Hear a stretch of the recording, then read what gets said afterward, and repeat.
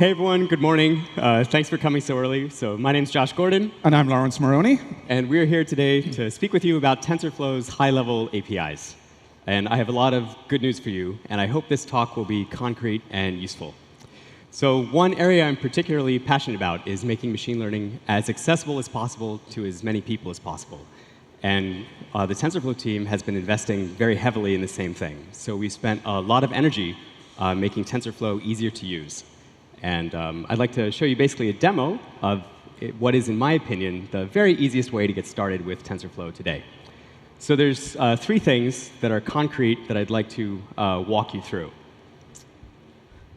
And the very first is, even if you're brand new to TensorFlow, you're brand new to machine learning, even if you're new to Python, one area that seems silly but is non-trivial for a lot of people is actually just installing TensorFlow in different dependencies. And I know for Python developers, it's just pip install TensorFlow, but that can be hard for people that are brand new. So I'm going to show you something called Colab, and I'll walk you through Colab. It's basically a Jupyter Notebook server running in the cloud. It's free of charge. It has TensorFlow pre-installed, comes with a free GPU. It's awesome. I'll walk you through how to use that, how to get started with TensorFlow. The next thing, TensorFlow has many different APIs. But my personal favorite, and what I'd strongly, strongly recommend to you, is something called karos. And karos, the karos API is completely implemented inside of TensorFlow. It's great. I can't tell you how much fun I've had using it. So I'll walk you through writing Hello World in karos. The same API is also useful for TensorFlow.js. And then I'm going to point you to some educational resources to learn more. Cool. So these are the APIs that I want to briefly introduce. So karos, it's basically Lego-like building blocks for building and defining models. tf.data, so when a lot of people start learning ML, they get really hung up on, OK, they learn that a neural network is composed of layers, and they find out that they can adjust the number of neurons per layer, and there's different hyperparameters like the optimizer and stuff like that. And they spend a lot of time on what I call modeling. But something that's really, really important but doesn't get enough attention is actually how do you get your data into the network? And writing input pipelines is non-trivial. So I'm also going to show you an API called tf.data, which is a relatively easy to use, but also a very high-performance way of writing your input pipelines. And then I'm going to show you eager execution. If you're new to and Lawrence is going to give you a lot more depth on eager. Yep. By the way, when you hear the word eager execution, if you're new to TensorFlow, just ignore that, and just think of this as this is the thing you always do. So you should always write and run, so develop and debug your TensorFlow programs eagerly. And it makes TensorFlow feel just like regular Python. This is a short talk, so I'm not going to go into all the details of how TensorFlow works under the hood. But this is the right way to do it if you're learning TensorFlow today. So briefly, this is what I would do if you want to try TensorFlow and karos and tf.data and eager execution in the fastest possible way. And I should tell you off the bat, so all these APIs, they're fully implemented, and they're working well. We are just now starting to write all the samples and docs around them. So I have a feeling the samples I was able to cook up for this talk they're quite rough. But stay tuned and check back in the next few months as we flesh this out. But let me just show you how to dive right in. So if you go to this website, it will bring you can we switch to the laptop for a minute, please? Thank you. It will bring you to this GitHub site. And if you scroll down to the README, you'll see a sequence of a few notebooks. And I just want to show you how easy it is to get started. If you just click on one, what happens is they open up immediately in Colab. And so now you have a Jupyter Notebook. It's running entirely in the cloud. You can hit connect to connect to a kernel.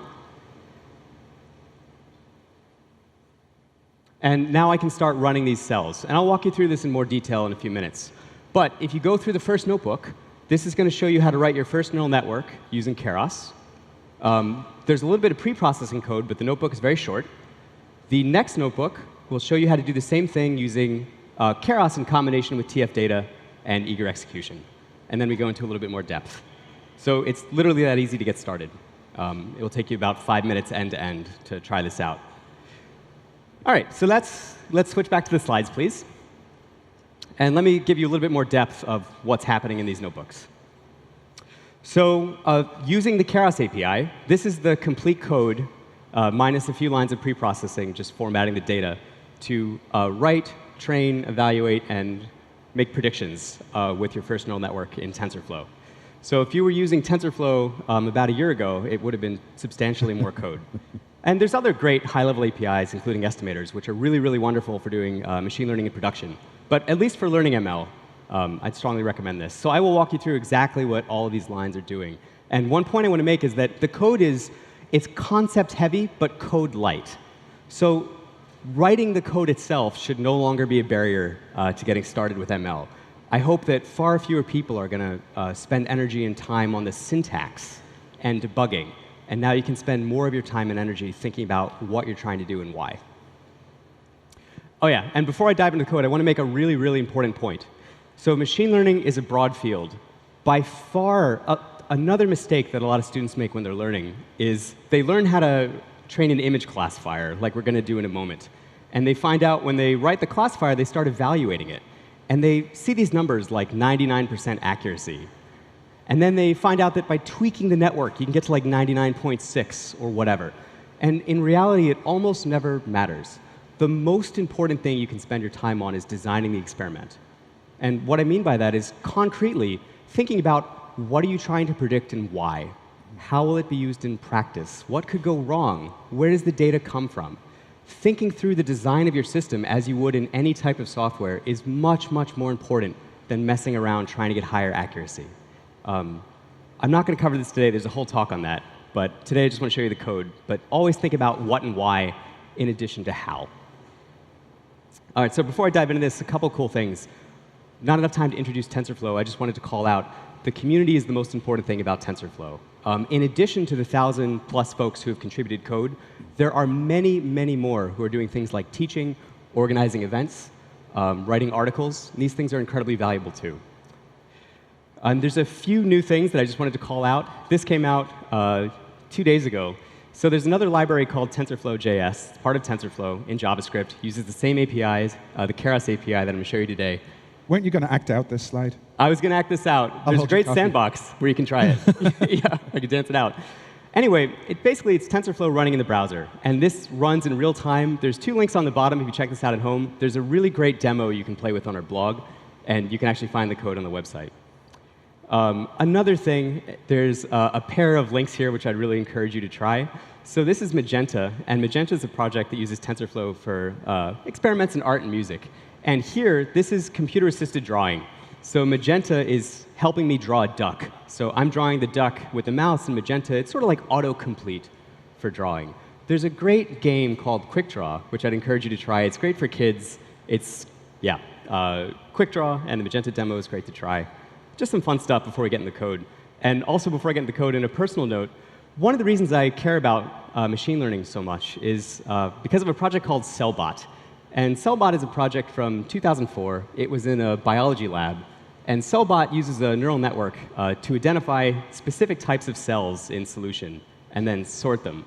And what was so cool to me as a student working on this is that machine learning is not just for computer scientists. The fact that biologists were trying to do something useful using technology that originated in our field was really meaningful to me.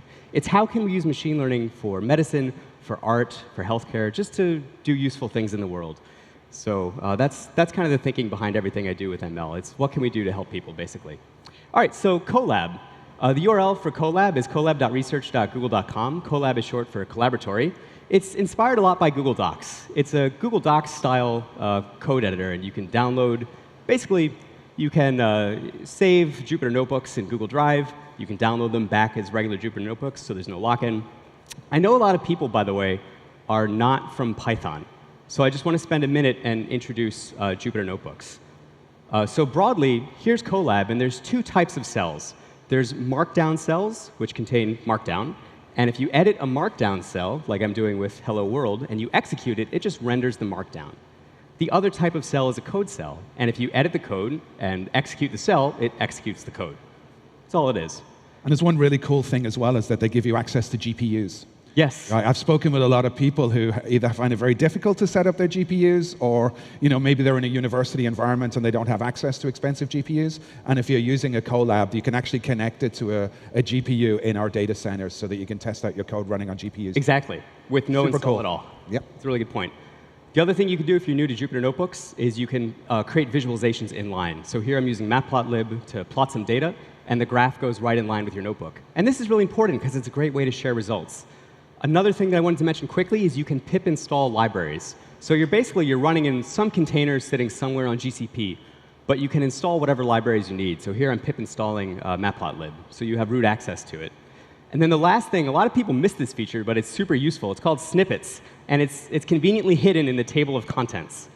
But what I'm doing in this notebook is I'm going to create some data, and then I'm going to download the data off of Colab back to my laptop. And to find out how to do that, I click on this snippets thing, and I start searching for downloading data.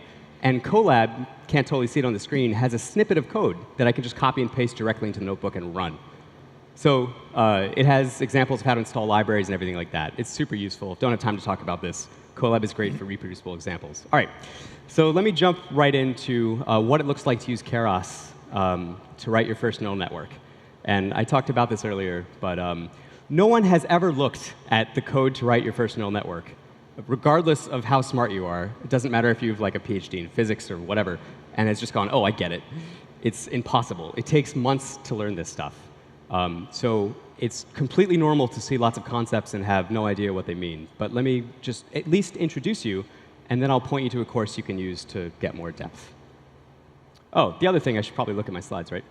So you'll see lots of parameters when you define these networks, and really only one or two are important to spend your time on. And I'll point you at what those are as we go. So there's broadly 5 steps to write Hello World in TensorFlow using Keras. The good news is steps 3, 4, and 5 are literally one line of code. So that's all the work of training the network, evaluating your accuracy, and making predictions. Collecting the data set in reality takes a long time. Pre-processing the data takes a long time. That's just getting it into the right shape. And building your model is where a lot of the concepts are. So let's see what this looks like.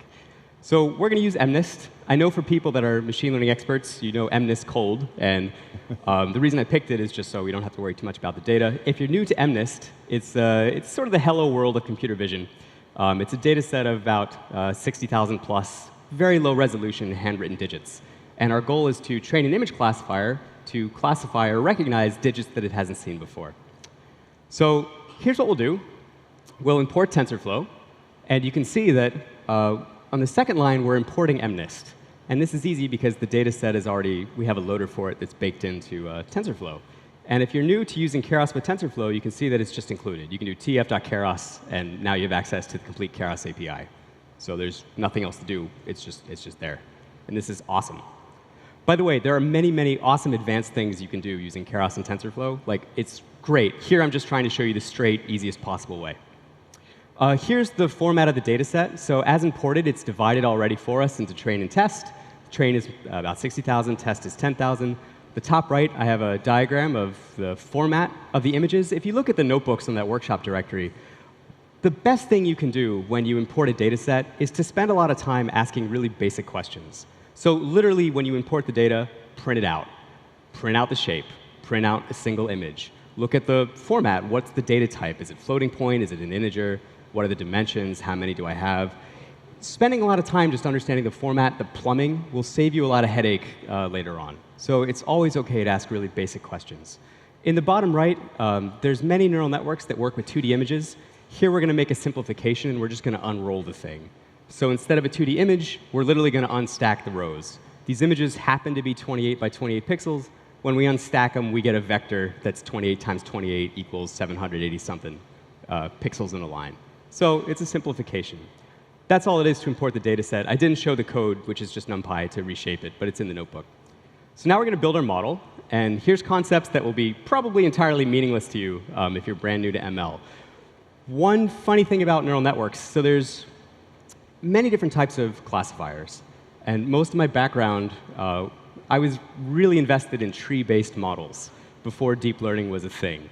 And the reason I like tree-based models, like random forests, is that I can look at a tree, and intuitively, my brain understands exactly what the tree is doing to classify the data.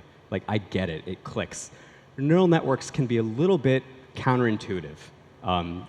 It's hard to describe in 30 seconds. But let me just tell you what we're doing, and you can take the course to learn more. So here we're defining a fully connected deep neural network. There's going to be 2 layers that you can see. So first, we're saying we're defining our model. We're saying we're going to use the sequential API, which is the simplest API to define your model. It literally means our model is going to be a stack of layers. The first layer that we're stacking on is going to be a dense layer. Dense means it's fully connected. And I'll show you a diagram of this. I'm sorry. This is a one-layer network. But the notebooks have an exercise where you can add a second layer. And then we're adding an output layer with 10 outputs. And each of those outputs is basically going to gather evidence that the image that we feed through this network corresponds to each of the digits.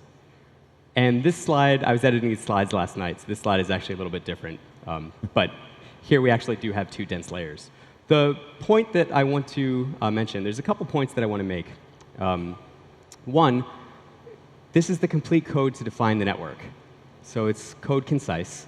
2, broadly, the more layers you add to your network, and the more neurons or units per layer, the more capacity your network has, meaning the more types of patterns it can recognize. The problem is, the more things your network can recognize, the more likely it is to memorize the training data. So in machine learning, there's always this tension between memorization and generalization. You don't want to just memorize the training data. What you want to do is learn patterns that are useful to classify digits that you haven't seen before. So it's very easy to get very high accuracy on the training set by building a deep neural network with many neurons and training it for a long time. It's not necessarily the right thing to do, though. So when you're messing around with these architectures, start as simply as possible and then slowly expand from there. The next thing you have to do is compile your network. This is the last step of building it. It's just one line. There's 2 concepts. I'll get into the optimizer in a sec. The loss function is basically the objective that your network is trying to optimize. The good news here is this is a fancy word, categorical cross-entropy. But what it literally means is your network is going to make a prediction. So you feed an image of a 2 through your network. And it gives you a probability distribution over all the digits that it could be. So maybe with 10% probability, it's a 0. With 5% probability, it's a 1. Hopefully, with like 90% probability, it's a 2. Anyway, this is a fancy word that compares the thing the network predicted to the thing you wanted it to predict. And what you want it to predict is all the evidence is on it, too. The other thing is the optimizer, and this is the method which you're going to train the network. The truth is there's a whole bag of different optimizers you can use. You don't have to worry about what RMS prop means too much because there are good defaults. So for this type of classification problem, basically, you're always using categorical cross-entropy, and RMS prop is a perfectly good optimizer to start with, using all the default parameters. So there's good defaults. Broadly, the way the network is trained is using gradient descent. So here's how I would think about this. What a neural network is, when we add those dense layers, there are many different weights connecting the pixels to the neurons. And you can think of all those weights as a parameter. So here's the simplest example that I had in my head. If you think of linear regression, so let's start with linear regression. You have some points on some plot, and you're trying to find the best fit line. And if you think about, from high school, the equation for the best fit line, you've got like y equals mx plus b. And you've got 2 parameters that you're trying to learn. M is the slope, and you have b is the intercept. And for different values of m and b, you can calculate how well your line fits the data, and you can look at your error. And there's different ways to get your error, but maybe it's the sum of the distance from your line to the pixels. So by adjusting m and b, you can find the best fit line. Neural networks are trained in a similar way, except instead of m and b, you've got hundreds of thousands of parameters that you're trying to learn. And these parameters connect the pixels to the neurons and so on and so forth. And the way they're trained is using something called gradient descent. And there's a fancy diagram on the right that's showing something that's not relevant. But they all start at random values, and you slowly adjust them over time until the network becomes better at recognizing digits. Anyway, I'll point you to more educational resources in a sec. So here's the cool part. Building your model is where there are many, many machine learning concepts that you have to spend a lot of time learning. The next 3 steps, they're literally concepts that are basically involved with running an experiment. So here's the only parameter. So here's how you train the model. So it's one line. Fit is synonymous with train. And we're training it using the training images and the training labels. Here's the only parameter that really matters. And the good news is this concept is a little bit simpler. So epochs basically means an epoch means one sweep over all the training data. So we have 60,000 images. One epoch basically means that we're training the network on all of those once. Training a network is a little bit like tuning a guitar. So think if you have a guitar, and it starts untuned, and you want to tune the strings to hit a particular note. So you start tuning it, and like every time you twist the wheel on the guitar, you can think of that as an epoch. And you tune for a certain number of epochs until the guitar plays the right note.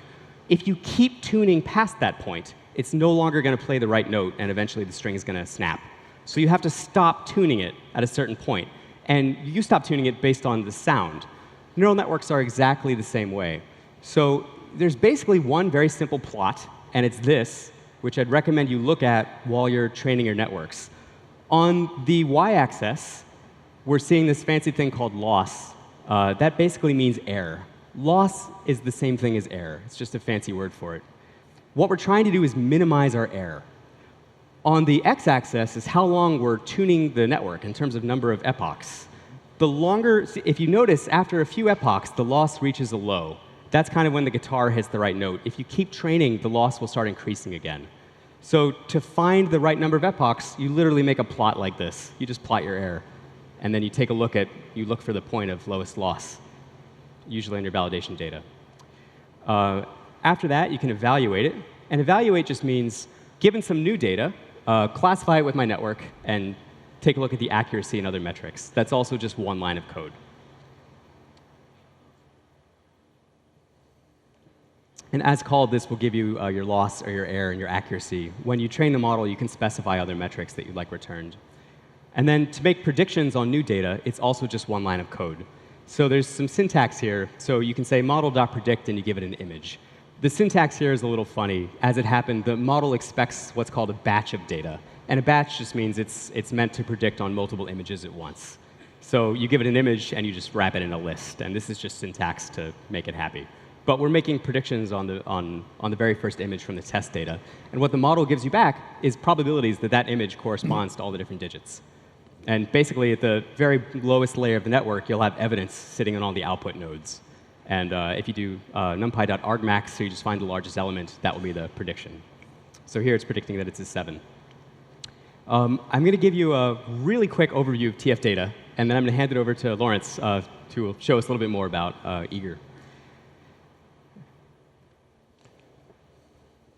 So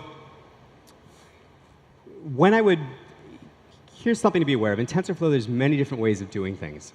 You should always do the simplest possible thing that's adequate for your problem. So basically, when you're starting with ML, and in probably 90% of settings, don't worry about performance. Just try and minimize complexity. So before, we wrote our hello world just using the MNIST data in NumPy format. That's fine.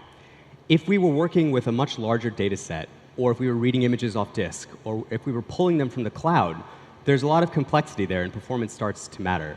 For example, there's latency when you pull images over a network. So maybe you'd want to hit a bunch of different servers at once, or maybe you'd want a bunch of different threads. So TF data has all sorts of functionality to help you with things like this. Also, one funny thing that's happened, so GPUs and TPUs have become surprisingly fast. And the latency in training a lot of models is actually, can you keep the GPU fed? There's something called GPU starvation, where the matrix multiplier is so fast that it's just sitting around waiting for data. And so TF data has lots of utilities to get your stuff, like pre-fetching it to the GPU if you need to. Anyway, what we're going to do here is hello world. So we imported MNIST just from karos. And just for demonstration purposes, I'm going to wrap it in a TF data data set. So I'm creating a data set from tensor slices, which is a fancy word which basically tells it that, hey, this is a list of things, and I want every element in the list to be an item of my data set. The next thing you can do, it has this very nice, clean API. I can say I also want you to shuffle the data.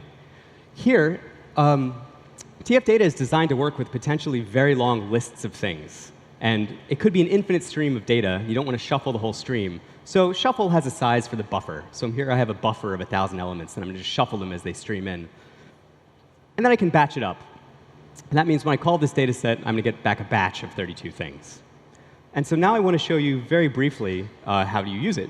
So to use it, what you can do, and this is the complete code, by the way. You can just say, like, for images and labels, print them out. So this looks obvious to me, and it's the way things should work. But if you're new to TensorFlow, it didn't used to always work this way. So if you have previous experience in TensorFlow, you can take a look and you notice nowhere in this code is there a session, there's no placeholders, I'm not mentioning the word graph, I'm just writing regular Python code, and the thing just works. So this is eager execution. In TensorFlow 1.8 Plus, the only thing I have to do is the second line of code there. It's just I enable the thing. You need to do this at the start of the Python file or notebook. And now you're basically running TensorFlow eagerly, which, if you're starting out, it's just regular Python. And this is the right way to use TensorFlow. It makes debugging much easier.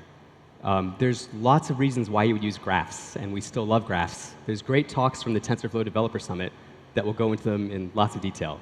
But at least when you're hacking, definitely do this. OK, so for more context on all of that, I've been talking for a while. Yep. Thanks for chilling. I'm going to hand it over to Lawrence. Thanks, everybody. Just a quick survey of the crowd. How many software developers here? We're at I/O, so we figured we'd have a few, so that's good. So I've just been working on TensorFlow for a few months, and I think for getting started in TensorFlow can be a little bit difficult if you're coming from a software dev background, and getting started in any kind of ML can be a little bit tricky because there's so many new and different concepts. First of all, there's all the math, right? I mean, I didn't even understand this math when I was in high school, and now I have to understand it again. You know, people tell me about linear regressions, and my head explodes. But then, you know, it's learnable. It's something that you can pick up. But then secondly is really the programming model. And what is the programming model all about? And I come from a background of traditional programming.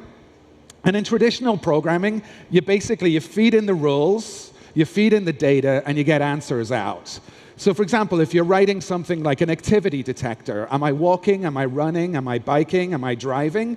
You know, you'd feed in rules about that, probably something based around the speed, right? I'm a very slow runner, so if it's detecting something going at 1.5 miles an hour, you know, it's detecting me as running. But I know Josh is a really fast runner, and you know, so it would probably think he's on a bicycle if you're using my rules. Those kind of things. You're feeding those data, you're feeding those rules in, and this is what we've been doing for years as programmers.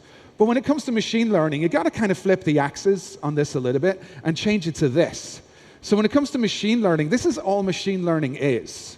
You feed in the answers and you feed in the data and you get back the rules.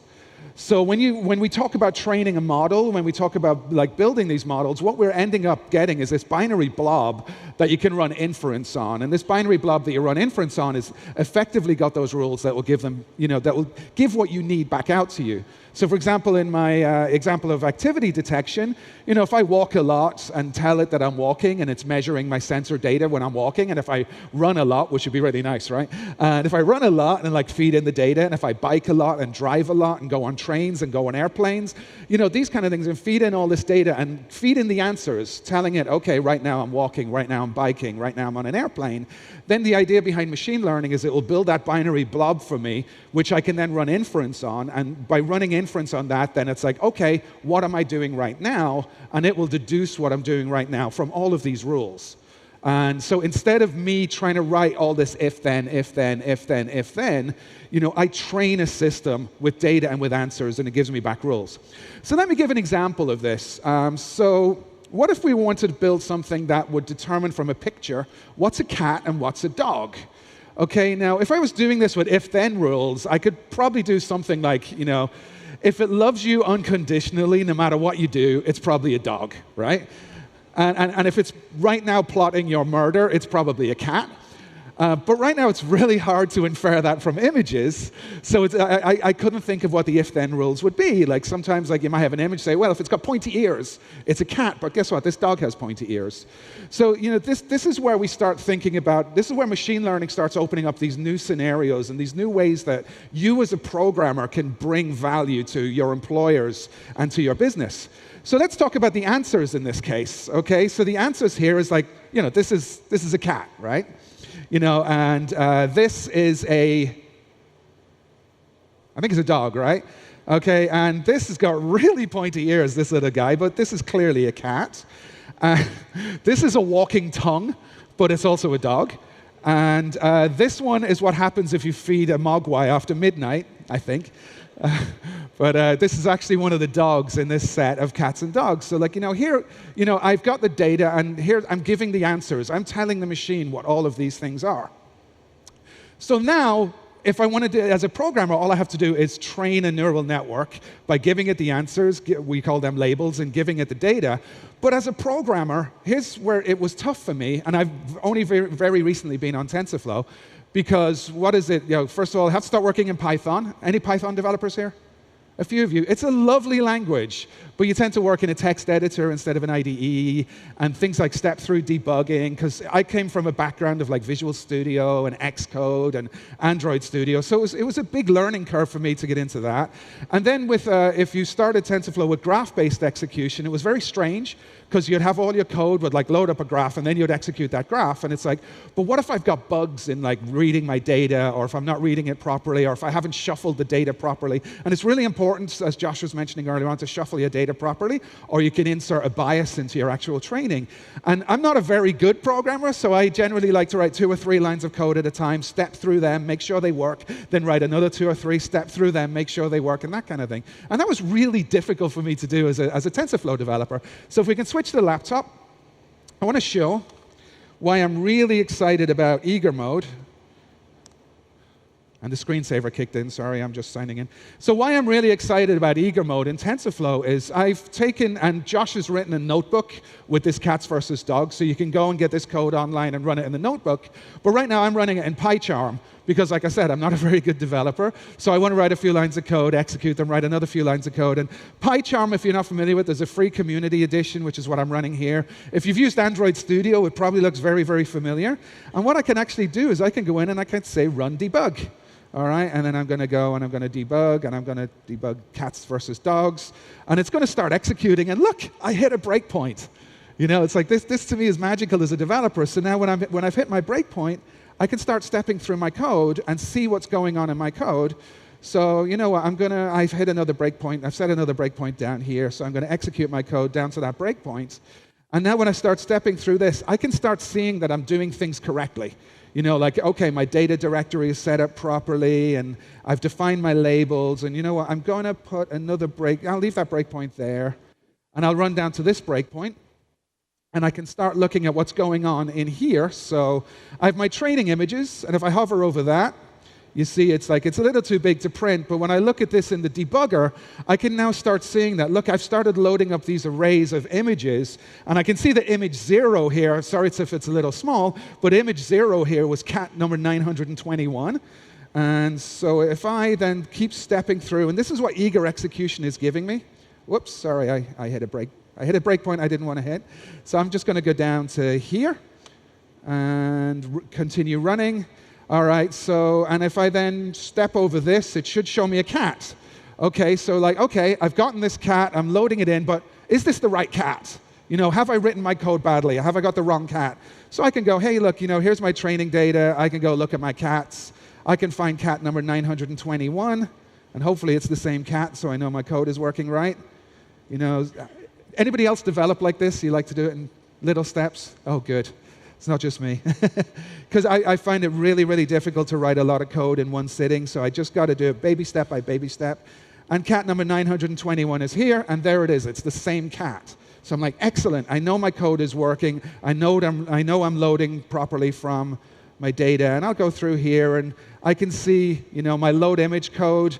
What it's doing is it's reading the image, it's creating a tensor out of that image, it's resizing it to like a smaller image that we're going to use in training. And when you come from a world where like the hello world in machine learning is handwriting recognition, for me hello world was sprintf hello world, that there's some very complicated scenarios and some very complex scenarios, but this breaks it down as a developer, and I can start poking through, I can start looking at data in the IDE, and I can understand really what's going on. So what I'm going to do is I'm just going to execute my code a little more. And a really cool point about this, too. So this load image function, if you look at it, it's using TF operations. So we're saying like TensorFlow.readImage. And these are working exactly like they would work if you were using NumPy. Because we're running eagerly, this code is imperative, and it executes right after you hit the line. Also, you notice when Lawrence, which was really cool, hovered over it, and you can see the data. You can see the data, and it's concrete, not symbolic, because we're running eagerly. So. And of course, if you're in Python, you like to use the console as well. One of the nice things in PyCharm is that I've got a console window, so if my existing code is printing out to the console, I can do that. I'm just going to step a little bit further down, and I want to go just to the training. And one of the nice things that Josh was talking about is that this is just an iterator in Python. And I can now step through and I can take a look at what's going on in my training. I can look at this batch by batch. So if I've got 6,000 images that I'm loading in, I've split that into smaller batches. And then once I've done all of those batches, that's an epoch. So now I can just go through and I can look at my actual epochs and I can look at my training and I can step into it and I can see what's going on as I step. This is great. Another quick point too. To show you how fast these APIs are evolving, you'll notice that we're actually getting the NumPy value of the images and the labels. Yep. As of, I think, a few days ago, that's no longer necessary. So you can fit karos models using tf.data datasets. So you no longer need that intermediate step, which is great. But thank goodness it still works. Yes, it still works. Yes. And one of the really neat things about it, of course, is because TensorFlow is open source. If you want to know what's going on with your training, maybe something is going, maybe you've loaded data that's causing it to crash or something along those lines. As you're doing this and as you're executing these things, let's see if I can do it, and I'm going to hit pause at some point, and I've now jumped into the TensorFlow source code. So not only can I step through my source to see what's going on, I can actually jump into the TensorFlow source. So maybe I've done something to trigger a bug in TensorFlow, or maybe I'm doing something wrong and TensorFlow isn't handling it properly and I can fix it and then contribute back to TensorFlow. So all of this has been made possible by eager execution in TensorFlow with Python. And as Josh mentioned, all you got to do is use TensorFlow version 1.7 or later and set up that executing eagerly. Can we switch back to the slides now, please? Yeah, so cryptic error messages are mostly a thing of the past. So your third promise, Josh. Oh, yes. Thank you very much. Thank you. I like PyCharm a lot. I spent a long time in Eclipse before, yeah.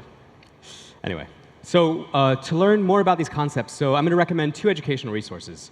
So first is we have a machine learning crash course. It's pretty good. It's short. So this is probably maybe a day or 2 days of your time full time. This won't teach you all there is about ML, but it's a very solid, thoughtful introduction to what is loss, what is gradient descent. Next, I'd like to recommend a book, which is by a Googler, and I'm going to badly mispronounce his name, but the author of Karos, Francois Cholet. It's a wonderful, wonderful book. It's called Deep Learning with Python. There are many, many books with very similar titles to Deep Learning with Python, but the one you want is written by Francois. It's published by Manning. And it comes with a collection of Jupyter notebooks, which are all freely available on GitHub, by the way, that will basically teach you how to use Karos. Because Karos is part of TensorFlow, all of that code will work with no changes other than the imports directly in TensorFlow.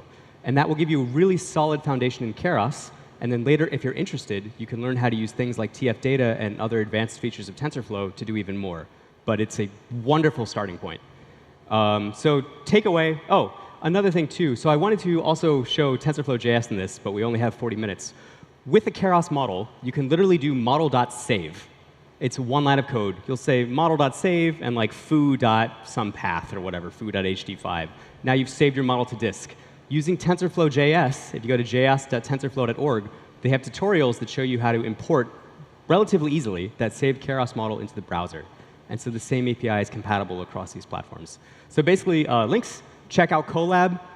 Regardless of you're using TensorFlow or not, Colab is a really, really valuable resource. It's also wonderful in educational contexts. If you're teaching after work or anything like that, students can just jump right in. Check out the workshops. In the next 3 months or so, we're going to be updating a lot of our tutorials on tensorflow.org to use Karos. But in the meantime, I'm just hacking some samples together so you can see what this looks like. TensorFlow.js, and we have an education website. And some really fun demos on js.tensorflow.org. Like, there's one where you can actually train it to recognize your face going left, right, up, and down, and then you play Pac-Man by going like this. It's really cool. It's super cool. Yep. So take a look, and it's open sourced. Yeah. So thank you very much, everyone. I know it's early. We'll be around afterwards for as long as you want to take questions. Really appreciate your time, and hope this stuff is useful to you. Thanks. Thank you.